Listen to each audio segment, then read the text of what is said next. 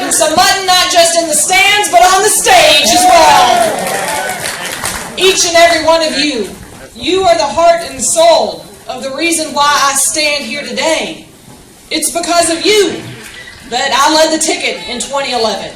It's because of you I'm currently the state's only statewide elected female constitutional officer. It will be because of you that we get our first female United States Senator.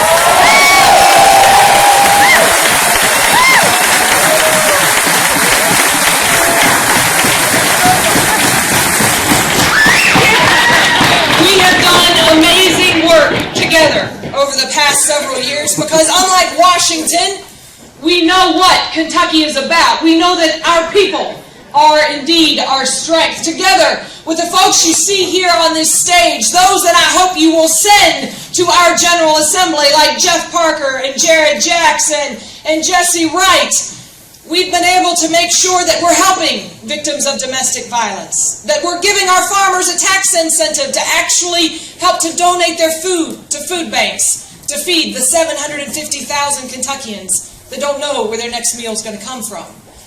It's because of you, those that you see here with me. We worked together to pass the state's first ever military hero voting bill that will be in effect this election cycle, standing up for our men and women in uniform from the battlefield at the ballot box. But we come here today, and for literally the past 2 years of my life, I have gotten up every morning and put my feet down on the ground to fight for you because Washington is not working for Kentucky. Washington has forgotten about our workers, about our seniors, our students, about women actually getting equal pay for equal work. At the center of all of this is a senator that's been there 30 years, now 3 decades, someone who proudly calls himself the guardian of gridlock, the doctor of no.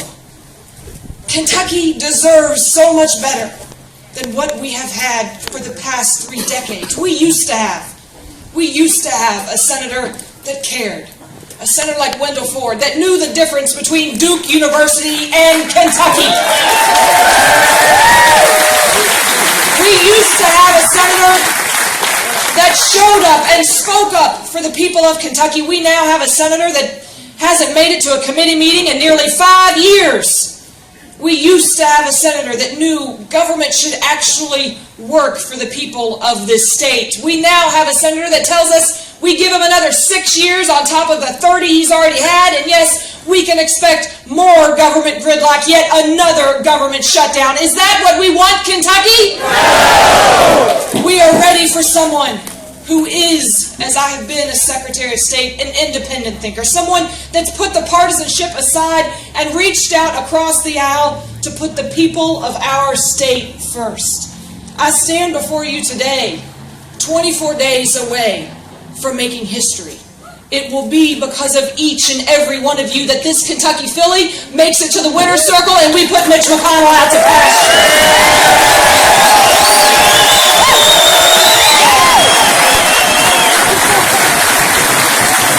You know, Father's Day recently, I was with my father and our family celebrating. Mitch McConnell was with his family, the Koch brothers, out in California. He told them his worst day in the 30 years he's been in Washington, his worst day, it wasn't when our U.S. homeland was attacked or when thousands of good jobs left Kentucky when the Great Recession hit. It was when campaign finance reform was passed. I think Mitch McConnell's worst day is going to come 24 days from now on November 4th.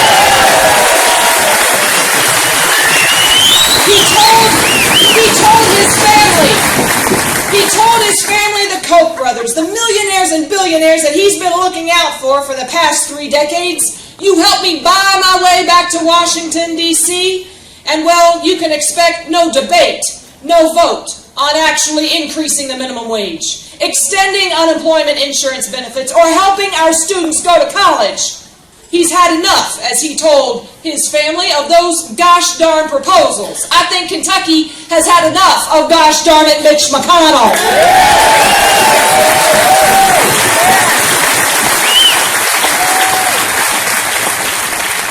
My name is on the ballot, but your backs, they have to be in this election with me if we are going to cross the finish line successfully. And I stand here today to challenge Mitch McConnell. Will you join me? Let me hear you say yes.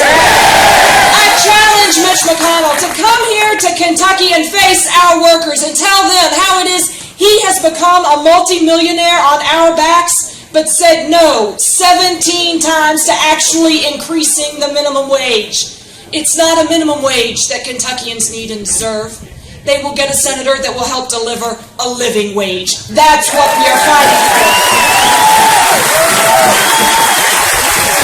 I challenge Mitch McConnell to come here and look in the eyes of 25,000 Kentuckians, many of them our veterans, many of them 1,200 coal miners in eastern Kentucky, and tell them he says no to extending unemployment insurance benefits. You all know it's not a helping hand that the people of Kentucky are looking for. It's a way back into the middle class, which is barely existing right now. I challenge Mitch McConnell to come back here to Kentucky with the aid of a GPS, because you know he can't find it on his own, and to look the thousands of students in the eye and to tell them he would rather back Wall Street than actually help our students afford to go to college. 360,000 students here in Kentucky, they are ready for a senator that says they should be able to get their student loan, to refinance their debt at the same rate we're giving Wall Street. Our students, they want a senator that lets them get degrees, not debt. That is what we are fighting for.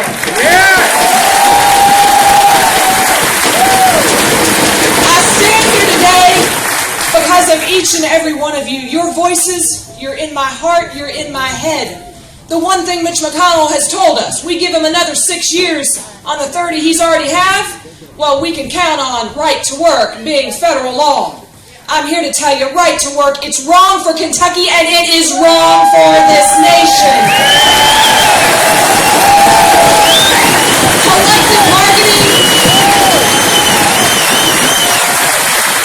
Collective bargaining, it is a fundamental right of all of our American workers, and having a senator that will work to keep the prevailing wage is what this election is all about.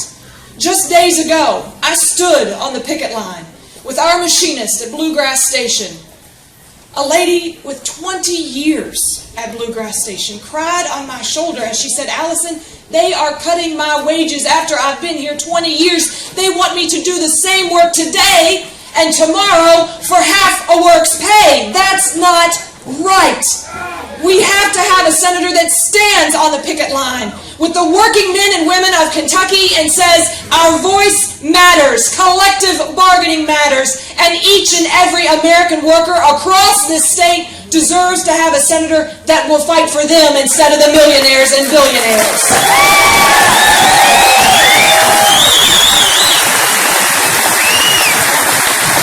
Now, Mitch McConnell, he has tried to buy his way back to Washington. Are we going to let him? No! $50 million. That's how much he has spent in negative, nasty ads against me. There's no low that's too low for this guy, even attacking my grandmother. He's called me every name in the book. He thinks that Barack Obama's name is on the ballot. It's not. Mine is. And besides sing Alison, Lundergan, Grimes, I think the three words that scare him the most are pro-coal Kentuckian who's proud to have the United Mine Workers standing shoulder to shoulder with her.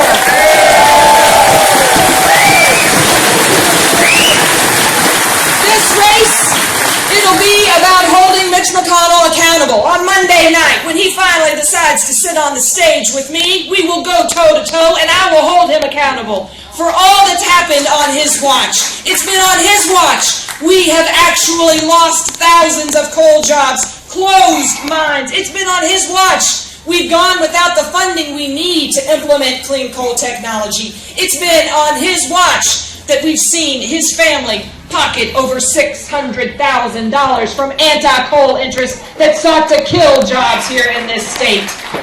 This election, it's not about hiding behind Barack Obama. It's about holding Mitch McConnell accountable for all that he has done on his watch.